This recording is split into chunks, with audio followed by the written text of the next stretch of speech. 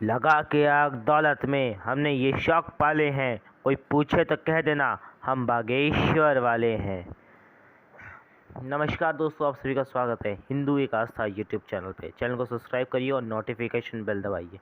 Video पसंद आए video को लाइक शेयर और कमेंट करिए।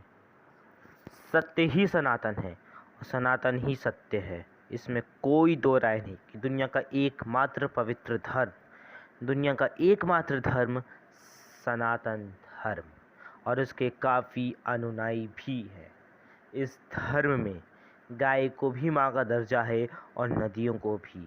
यहाँ औरतों को पूजा जाता है, उन्हें सम्मान दिया जाता है, उन्हें देवी का दर्जा दिया जाता है। लेकिन कुछ लोग हैं जो सिर्फ सेकुलरिज्म के नाम पे सनातन धर्म को हमेशा बुरा भला कहते रहते हैं। एक तरफ वो कहते हैं कि किसी भी धर्म के बारे में कुछ बुरा ना बोलो, और दूसरी तरफ वही लोग सनातन धर्म के देवी देवताओं और ग्रंथों के ऊपर बुरे भरे कमेंट करते रहते हैं। और अभी हाल में उनके निशाने पे आए हैं बालाजी पीठेश्वर के महंत और बाबा बागेश्वर सरकार पंडित धीरेन्द्र कृष्णा शास्त्री। कौन है पंडित धीरेन्द्र कृष्ण शास्त्री और क्या है विवाद, आइए जानते हैं अपनी इस वीडियो में। मध्य प्रदेश के छतरपुर जिले में एक गांव के बागेश्वर धाम के पीठेश्वर पंडित धीरेन्द्र कृष्णा शास्त्री जी हैं। उनका जन्म 4 जुलाई 1996 को हुआ था। इनकी माता का नाम सरोज गर्ग और पिता का नाम रामकृपाल गर्ग और वो उनके सबसे बड़े बेटे हैं। धीरेन्द्र कृष्ण शास्त्री का बचपन बहुत ही गरीबी में गुजरा। वो भिक्षा पद्धति के अनुयायी थे। उनका बचपन बहुत ही दुख भरा स्थितियों से गुजरा। वो 9 साल की उम्र में ही अपने दादा गुरु के शरण में बालाजी की सेवा करने लगे थे। सब कुछ भूलकर उन्होंने पूरे मन से बालाजी की सेवा की, जिसकी वजह से आज बालाजी का सशक्त आशीर्वाद उनके ऊपर है। धीरेन्द्र कृष्ण शास्त्री जी की पीढ़ी दर पीढ़ी बालाजी की सेवा करने और बालाजी की प्रेरणा से लोगों का भला करने का रिवाज चलता रहा है। उनके परम गुरु श्री राम भद्राचार्य व श्री सन्यासी बाबा के द्वारा बताए गए रास्ते पे चल के उन्होंने बहुत ही लोगों का उद्धार किया है और करते आ रहे हैं। आज वो पूरे विश्व में हिंदुत्व का हीरो बन गए हैं, एक ऐसी हस्ती जिसने पूरे विश्व में हिंदुत्व का डंका बजा दिया है।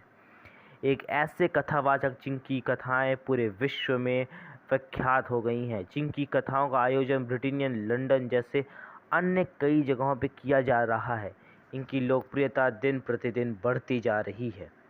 आज ये देश में सबसे बड़े फेम के रूप में उभरे हैं। ऐसा इसलिए कि वो बेहिचक हिंदुत्व की बात करते हैं और सिर्फ बात नहीं बल्कि लाखों करोड़ों हिंदुओं के हित में निरंतर कार्य करते जा रहे हैं।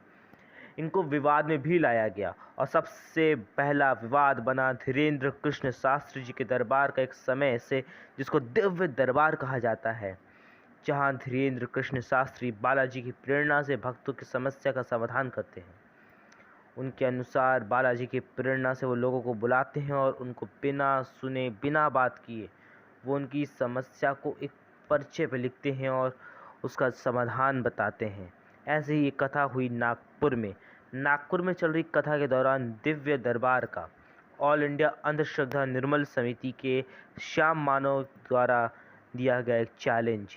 उन्होंने मीडिया के सामने ये दावा किया कि उन्होंने बाबा बागेश्वर सरकार को उनके दिव्य दरबार में चैलेंज किया कि आप जैसे लोगों को पर्चा बनाते हैं, हमारा बनाइए तो हम माने। पर धीरेन्द्र कृष्ण शास्त्री चैलेंज स्वीकार करने के बजाय भाग गए। श्याम मानव ने उनके खिलाफ अंधविश्वास को बढ़ावा देने के लिए FIR भी दर्ज करवाई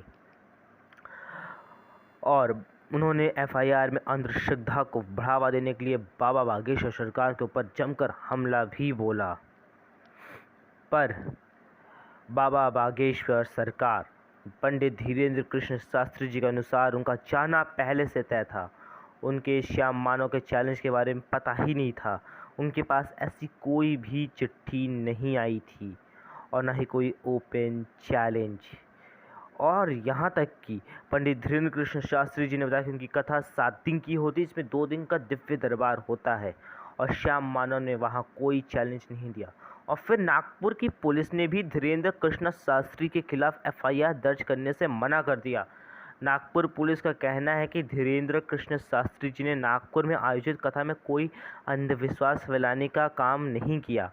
मीडिया में धीरेन्द्र कृष्ण शास्त्री जी ने चैलेंज स्वीकार करते हुए आमंत्रित भी किया, लेकिन श्याम मानव वहां नहीं आए, ना ही कोई जवाब दिया।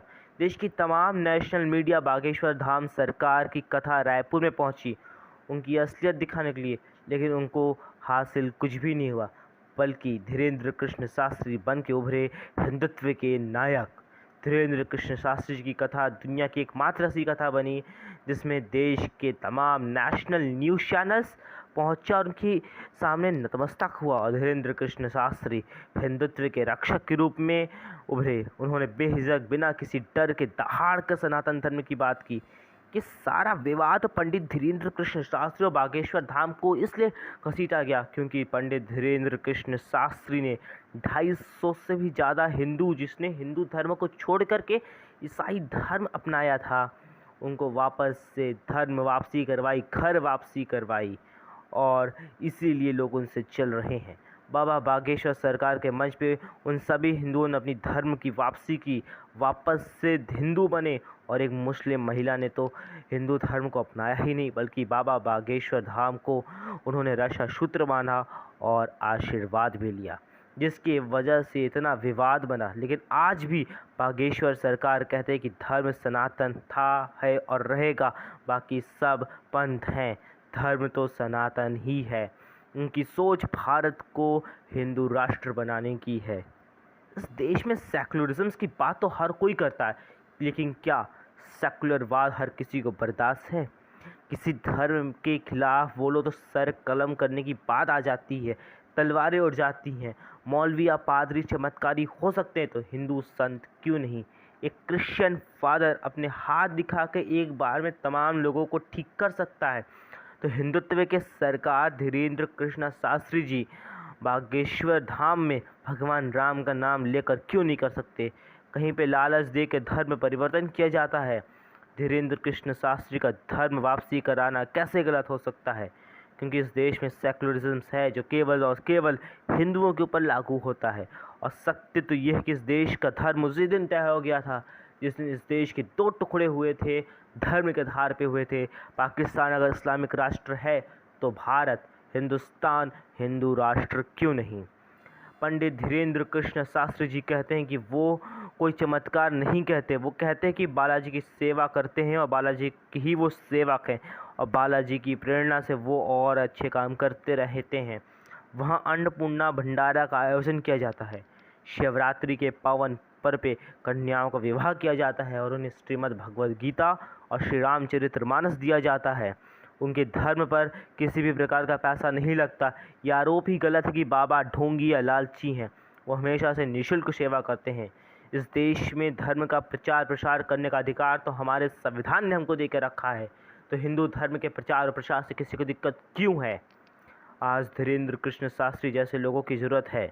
हिंदुत्व को उनके इस निरंतर कार्य में बालाजी का साथ है, करोड़ों लोगों का साथ है, सनातन धर्म का भी साथ है और ये देश हिंदू राष्ट्र था, है और रहेगा।